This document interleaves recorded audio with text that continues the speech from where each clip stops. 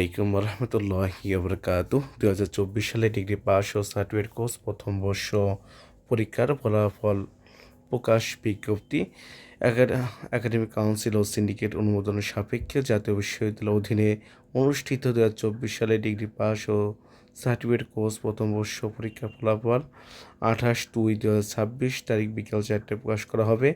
এই পরীক্ষার সাদেশে 649টি কেন্দ্রে 1921টি কলেজে নিয়মিত অনিয়মিত মান উন্নয়ন সহ সর্বমোট 2,24,662 জন শিক্ষার্থী অংশগ্রহণ করে গড় উত্তীর্ণ হার 90.29%। উক্ত ফলাফল প্রকাশ আপনারা এসটিপি রেজাল্ট ইউনিভার্সিটি অথবা WWNUSCBD-তে পাওয়া যাবে।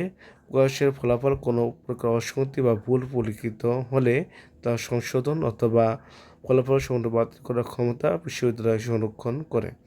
ইনশাআল্লাহ আশা করি সবার রেজাল্ট ভালো হবে। সবাই ভালো থাকবেন।